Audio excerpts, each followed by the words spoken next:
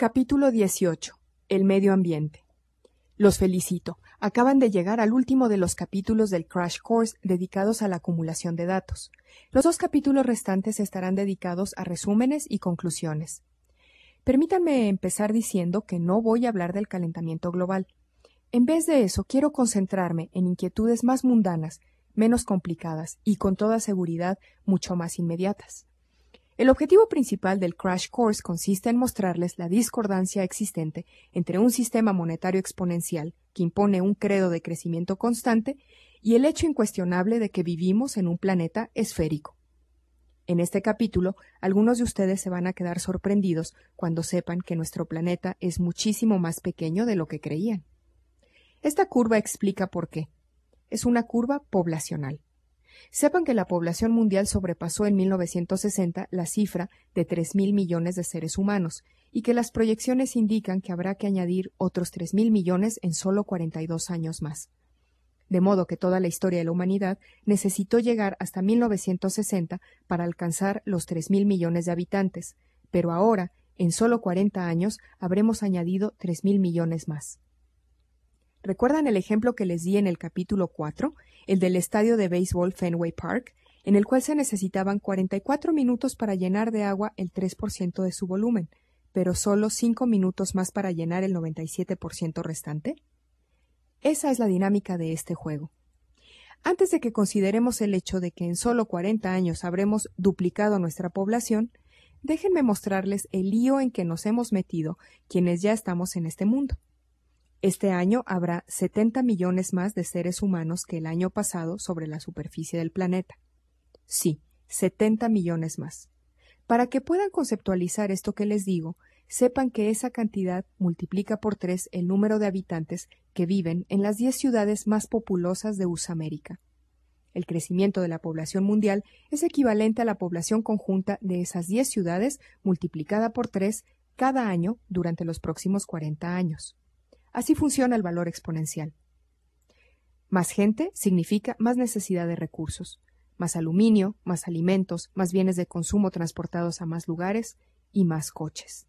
Siempre más coches. Y en caso de que alguno de ustedes cometa el error de creer que no es tan grave, porque lo más probable es que esa gente vivirá en China, en un tugurio sucio, con un burro y un cesto de mimbre para ir tirando, permítanme que les muestre una de las ciudades de mayor y más rápido crecimiento del planeta. Se llama Shenzhen y está en China.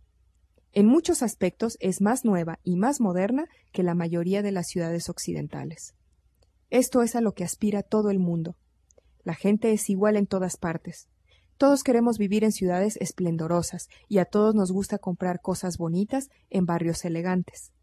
Al margen de esto, les contaré que las estimaciones de la población china varían entre 1.300 y 1.600 millones de habitantes. Eso significa que podrían ser 300 millones más o 300 millones menos. El margen de error es de 300 millones. De manera que para los chinos, los 300 millones de usamericanos seríamos eso, un margen de error. De hecho, las 5 ciudades más populosas de Usamérica, juntas, tienen menos habitantes que la ciudad más grande de China. Pero permítanme que regrese a la estimación anterior, según la cual dentro de 40 años habrá otros 3.000 millones de personas sobre la superficie del planeta. Una característica que los seres humanos compartimos con todos los organismos vivos es que hacemos uso, en primer lugar, de los recursos de mayor calidad que obtenemos con mayor facilidad. Cuando se trata de los recursos naturales del planeta, siempre empezamos por las tierras más fértiles, los árboles más altos y los bancos de peces más populosos. Es decir, está en nuestra naturaleza el explotar, en primer lugar, los recursos de mayor calidad. Llegados a este punto, les recordaré que el petróleo es un recurso natural finito, y por esa razón, cada pozo individual y todo el conjunto de los yacimientos petrolíferos del planeta exhiben un perfil clásico de extracción que se asemeja a una curva en forma de campana. Este ejemplo particular, referido al petróleo, puede generalizarse para crear un perfil general de extracción de todos los recursos naturales, según el cual empezamos a explotar primeramente los recursos más cercanos, más ricos, más accesibles y de mayor calidad, para después pasar a explotar otros recursos cada vez más dificultosos, más pobres, más escasos o más distantes. El corolario de este comportamiento es que con el tiempo, conforme nos vemos obligados a explotar recursos más dificultosos, la energía necesaria para obtenerlos va en aumento, y con ella los costos. Sobre eso no cabe la menor duda, es un hecho incuestionable. Veamos un ejemplo. Los primeros europeos que llegaron a este país se encontraron con cosas realmente espectaculares que estaban a la vista de todos, como puede ser esta enorme pepita de cobre. Pronto, todas aquellas enormidades desaparecieron y entonces hubo que centrarse en pepitas de menor tamaño, que por supuesto no tardaron en desaparecer también. Lo siguiente fue explotar las menas de mayor concentración. Para quienes no lo sepan, una mena es un mineral extraído por minería de un yacimiento, del cual se puede obtener un metal mediante un proceso metalúrgico. ¿Y qué hacemos en la actualidad? Ahora nos dedicamos a explotar yacimientos como el de la mina de Bingham Canyon, en Utah. Mide 3 kilómetros de anchura y 1,200 metros de profundidad. Y cuando se empezó a explotar, era una montaña. De ella se extrae mineral cuya concentración de cobre es del 0,2%. ¿Creen ustedes que sus propietarios iban a hacer todo ese esfuerzo si todavía pudiesen encontrar pepitas de cobre en el lecho de un arroyo? De ninguna manera. Pero estudiemos este asunto con mayor detalle. ¿Ven ese camión ahí abajo? Su motor funciona con un combustible derivado del petróleo, con diésel para ser más exactos. Si no existe combustible para hacer andar ese camión, ¿con qué creen que transportaríamos fuera de la mina el mineral extraído? ¿A lomo de burro? Esos camiones transportan 255 toneladas por carga. Supongamos que un burro podría transportar unos 65 kilos en cada viaje. Eso quiere decir que el camión transporta en un solo viaje el equivalente a la carga de unos 3.500 burros. Son muchos burros. ¿A dónde quiero llegar? Pues a que un agujero en la tierra que mide 3 kilómetros de anchura y 1.200 metros de profundidad es una demostración espectacular de despilfarro energético. En los tiempos que corren, ahora que la energía empieza a escasear, me parece improbable que podamos excavar muchos más hoyos como este, lo cual quiere decir que el cobre empezará a escasear también. Y aquí es donde esta historia se vuelve interesante de verdad. La cantidad de energía y de dinero que se necesitan para extraer cualquier mineral o metal está en función del grado de la mena. El grado de una mena es el porcentaje de la sustancia deseada que se encuentra en su interior. Por ejemplo, una mena de cobre con un grado del 10% contiene 10% de cobre y 90% de cualquier otra sustancia. Esa otra sustancia que se desecha se denomina ganga. Si calculamos cuánta ganga tenemos que extraer de la mena y luego desechar para obtener el metal puro deseado, podremos representar gráficamente la operación de esta manera. ¿Les resulta familiar? Debería, porque se trata de un gráfico exponencial. Este gráfico nos dice que si tuviésemos una mena con un grado de cobre del 2%, véase la abscisa, necesitaríamos extraer 500 kilogramos de mena, véase la ordenada, para obtener 1 kilogramo de cobre. Sepan que si en este gráfico he utilizado el grado del 0,2%, se debe a que es exactamente el mismo de la mina de cobre de Bingham Canyon. Un porcentaje tan bajo explica por qué el agujero es tan descomunal. Y también nos explica que, sin la ayuda de esos camiones gigantescos, probablemente no podríamos extraer minerales de un grado tan bajo, lo cual quiere decir que hemos llegado al extremo de la derecha de esta curva en forma de campana, tanto en lo que respecta a la energía como al costo. Pero, ¿acaso nos dedicamos a explotar yacimientos tan poco productivos como el de Bingham Canyon porque nos gusta el desafío que representan las menas de bajo grado? No, lo hacemos porque ya hemos acabado con todas las menas de alto grado, habidas y por haber, y ahora tenemos que conformarnos con estas. Lo hacemos porque no tenemos otra opción, y lo hacemos porque en solo 200 años hemos acabado con todas las menas de alto grado. Veamos otro ejemplo, esta vez relacionado con el carbón. La producción de carbón, calculada en toneladas extraídas, ha venido creciendo sin descanso al ritmo del 2% anual desde los años 40. Este tipo de crecimiento, estable, continuo y exponencial, es exactamente lo que exigen nuestra economía y nuestra sociedad. El presidente Bush afirmó una vez que tenemos por delante 250 años de carbón, con lo cual quiso decir que esta flecha roja que aquí ven puede seguir subiendo en esa dirección durante 250 años más. En otras palabras, no corre ninguna prisa, porque disponemos de una ingente cantidad de carbón a la espera de que vayamos a buscarlo. Pero ese cuento tiene truco. El carbón se presenta en la naturaleza de varias formas, cada una de ellas con grados distintos de concentración. La forma más apetecible es la antracita, un carbón de aspecto negro, duro y brillante.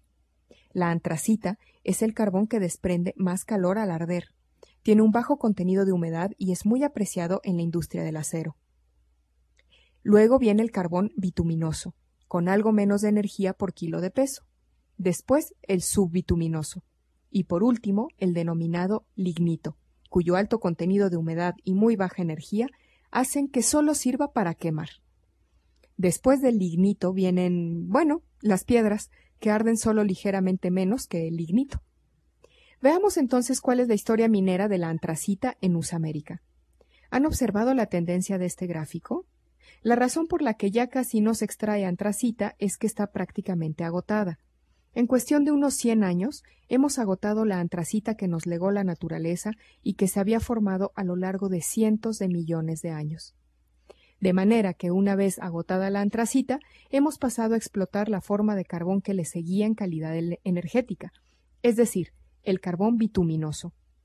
Y vale la pena señalar que en 1990 la producción de carbón bituminoso empezó a declinar. ¿Sería acaso porque dejó de interesarnos este carbón de menor grado? No, lo que sucedió es que también empezó a agotarse. Naturalmente pasamos entonces a explotar el que venía después en calidad, el carbón subbituminoso que vemos aquí completando la diferencia. Y ahora incluso el lignito ha entrado en el juego, pero yo no espero de ningún modo que esa línea verde y descendente vuelva a subir antes de que lleguemos al pico del carbón subbituminoso. Y ahora veamos la parte más interesante de esta historia. ¿Se acuerdan de que les dije que el contenido en calor o energía libre disponible del carbón empeoraba progresivamente con cada grado de concentración? Si representamos en un gráfico la cantidad total de energía obtenida, el 100%, no las toneladas extraídas de carbón, el cuadro cambia por completo. Mientras que las toneladas representadas por la flecha roja han ido aumentando a una tasa del 2%, aquí vemos que la energía total, representada por la línea verde, se ha estancado sin subir nada en absoluto durante los últimos 9 años. Ah, ¿significa eso que estamos utilizando energía y gastando dinero para extraer cada vez más carbón y sin embargo obtenemos cada vez menos energía de tales esfuerzos? Veamos esta imagen de nuevo. ¿Dónde creen que estamos en esta curva? ¿Están aún por llegar los mejores años? ¿Se sienten seguros con los 250 años de carbón que el presidente Bush dijo que teníamos por delante? La energía neta del carbón varía ampliamente, pero al extraer lignito estamos ya muy abajo de la curva de energía neta. Bueno, de acuerdo, pero podemos cambiar al uranio, ¿no? ¿Les parece que nos olvidemos del peligro radiactivo y construyamos cientos de centrales nucleares? Bien, pero el problema es que este cuento también tiene truco. Si observamos los grados de las menas de uranio existentes, veremos que varían desde una alta gradación del 20% hasta una muy baja del 0,007%. Solo el 30% de todas las menas conocidas o supuestamente existentes son de una concentración superior al 0,1%, lo cual deja un 70% por debajo de ese porcentaje. Únicamente un país, Canadá, tiene reservas probadas de un grado superior al 1%, mientras que 11 países ya han agotado por completo sus menas de uranio. Teniendo en cuenta estos grados de concentración tan extremadamente baja, los rendimientos son bastante mediocres, como cabría esperar. En esta parte de la curva es donde se encuentra el 70% de las reservas conocidas de uranio, que requieren la extracción de entre 1.000 y 20.000 kilogramos de mena para, una vez procesada, poder obtener 1 kilogramo de óxido de uranio. Está claro que, al igual que sucede con el cobre, estamos bajando por la cuesta de unas concentraciones cada vez menores de uranio, y eso exige matemáticamente cada vez más energía a un costo mayor. Para quienes no lo sepan, les diré que Francia obtiene el 90% de su electricidad de centrales nucleares, pero su propia extracción de uranio llegó al pico a finales de los años 80, mientras que USA América sobrepasó antes su propio pico, a principios de la misma década. Ambos países han dejado bien atrás el pico del uranio, de manera que si el uranio es la energía del futuro, el futuro estará en cualquier sitio, menos en esos dos países. De hecho, esta misma regla natural se aplica a cualquier cosa en la que los humanos hemos metido nuestra mano. El fósforo, un mineral esencial para la agricultura, la pesca marítima y cada uno de los metales nos cuentan la misma historia. Nos estamos quedando sin materias primas de alto grado. Ya existe escasez de la mayoría de ellas, o bien está a punto de aparecer durante las próximas décadas. Y sin embargo, todas esas evaluaciones suponen que existe suficiente energía para poder excavar cuantas minas kilométricas al aire libre nos apetezcan, a la búsqueda de las últimas menas de bajo grado.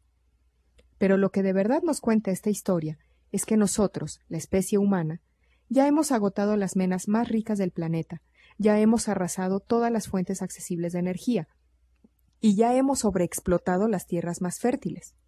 Hay quien dice que por cada fanega de trigo que llega al mercado se pierde una fanega de la mejor tierra. En tal sentido, dado que se necesitan cientos de años para formar unos pocos centímetros de la mejor tierra, podríamos decir que nuestros agricultores están explotando el suelo como si fuese una mina. Durante los relativamente pocos años transcurridos desde que se descubrió el petróleo, hemos consumido las menas y la energía que habían necesitado varios cientos de millones de años para depositarse, y hemos agotado la tierra fértil, cuya creación necesitó miles de años. No exagero al decir que a escala humana, una vez que todo eso desaparece, desapareció para siempre. Otra prueba del efecto mortífero de la actividad humana es que algunos ecosistemas están empezando a emitir señales de estrés. Un ejemplo de ello es la extinción de especies, pero hay muchos otros, tales como las zonas muertas que están apareciendo por todo el globo en los mares poco profundos. De hecho, basta con mirar a nuestro alrededor para ver lucecitas rojas que se encienden por doquier en nuestro tablero de mandos colectivo, las cuales van desde la extinción de especies hasta el agotamiento de los océanos, pasando por la depauperización de los acuíferos, la aridez de tierras fértiles, el declive de la energía y otras muchas más. En mi caso, cuando se enciende una luz roja en el tablero de mandos de mi coche, me detengo y voy a ver qué está pasando. Pero observo que en vez de hacer lo mismo, el mundo pisa con más fuerza el pedal del acelerador. Todo este capítulo se reduce a lo siguiente. En nuestro planeta, cada año nacen 70 millones de seres humanos, lo cual significa que a lo largo de los próximos 40 años deberemos resolver el problema de cómo vivir en un mundo cuyos recursos se agotan, si al mismo tiempo la población aumenta a una tasa descomunal del 50%. Mi opinión es que si somos inteligentes, podríamos resolverlo. Pero si escogemos seguir creciendo porque eso es lo que exige nuestro sistema monetario y porque esa es la posición inamovible de nuestros políticos, entonces lo más probable es que sigamos avanzando a toda velocidad hasta estrellarnos contra un muro. La lección parece clara. O cambiamos voluntariamente ahora, o nos veremos forzados a cambiar involuntariamente después. Pero regresemos a la economía. Su principal suposición, según la cual el futuro no solo será mejor, sino exponencialmente mejor que el presente, va a tener que enfrentarse con esta realidad. Sostengo que las limitaciones que se oponen a esa presunción económica van a ser muy reales durante los próximos 20 años. De manera que, por fin, ha llegado el momento en el que el Crash Course intenta interconectar los tres componentes de la sigla EEMA. ¿Recuerdan? Economía, energía y medio ambiente. Nuestra economía se basa en un sistema monetario exponencial que explícitamente instaura un paradigma de crecimiento continuo e implícitamente supone que el futuro será mucho mejor que el presente. El crecimiento requiere energía. No hay manera de eludir dicho principio. La tendencia decreciente que se observa en el ámbito de la energía se opone por completo a la suposición sobre la cual se basan nuestro sistema económico y nuestro estilo de vida. El pico de la energía es algo muy real y muy cercano. En el ámbito del medio ambiente, está fuera de duda que los seres humanos ya hemos agotado prácticamente todos los recursos de alto grado y ahora estamos en camino de hacer lo mismo con los recursos de bajo grado. Todo ello para mantener nuestro estilo de vida. El estrés del biosistema ya ha empezado a emitir señales de alarma en nuestro tablero de mandos. El plan de seguir consumiendo como hasta ahora, mientras que la población mundial aumentará en un 50% durante los próximos 40 años, es irrealizable. De hecho, es cualquier cosa menos un plan. Puesto que somos testigos del agotamiento de los recursos, cuyo grado energético no cesa de disminuir, la extracción exponencial y continuada de recursos es una actitud fantasiosa, carece de sentido. Pero cuando asociamos esa realidad a lo que ya sabemos de nuestras reservas de energía, esta historia se vuelve todavía más irrealizable. Pues todos y cada uno de los recursos medioambientales clave de alto grado de los cuales dependemos, metales, minerales, tierra fértil, agua, pesca marítima y todo lo demás, ya están agotados, y la continua extracción de los recursos de bajo grado no hará sino aumentar la competición a la búsqueda de una energía cada vez más escasa, que necesitaríamos más bien para el transporte, para construir viviendas y para protegernos del frío. Si consideramos esto como un todo, está bien claro que nuestro auténtico desafío consiste en adaptarnos a un mundo obligado a decrecer, no a un mundo que siga creciendo, un mundo en el que deberemos dedicar más energía a gestionar cuidadosamente la que tenemos, no a buscar nuevas fuentes energéticas para seguirlas explotando. Tenemos un sistema económico cuya razón de ser es crecer, emparejado con un sistema energético que no puede crecer, y ambos están vinculados a un mundo cuyos recursos se están agotando a toda velocidad. De los tres componentes de la sigla EEMA, será el medio ambiente quien nos impondrá el ritmo del cambio. Tenemos la obligación de estar preparados. De eso se trata el Crash Course. Lo diré de forma todavía más sencilla, porque deseo que les quede absolutamente claro. Nuestra economía debe crecer para sostener un sistema monetario que requiere crecimiento, pero a esto se opone un sistema energético incapaz de crecer, y ambos sistemas están vinculados a un mundo natural al borde del colapso. Terminaré diciendo que si estuviese convencida de la insolubilidad de estos problemas, no habría dedicado a tiempo pleno, por mi cuenta y riesgo y sin ayuda económica de nadie, los últimos 4 años de mi vida para poner a punto este Crash Course. Me considero optimista y quiero un futuro mejor para todos. No podemos permitir que nadie nos venga con cuentos chinos de que nos esperan 250 años de carbón. Debemos enfrentarnos a la realidad. Debemos desarrollar el sentido de las prioridades y olvidarnos de posiciones adolescentes, según las cuales no puede pasar nada porque hasta ahora no ha pasado. Ya va siendo hora de que empecemos a preocuparnos de las generaciones futuras. ¿Cómo queremos que nos juzgue la historia? ¿Cuál es nuestro legado? Para bien o para mal, nos ha tocado vivir en uno de los momentos más cruciales de la historia de nuestra especie, igual de trascendental como fue la bipedestación de los seres humanos primitivos. ¿Cuál es el papel que nos gustaría representar? ¿Deberíamos vivir acosados por el miedo o desarrollar un sentido de la responsabilidad? La única manera de que un obstáculo se convierta en infranqueable es dejarlo crecer sin hacer nada. Dicho lo cual, ha llegado el momento de que evaluemos todos estos obstáculos y decidamos un plan de acción para hacerles frente. Los espero en el capítulo 19, titulado El incierto futuro. Gracias por su atención.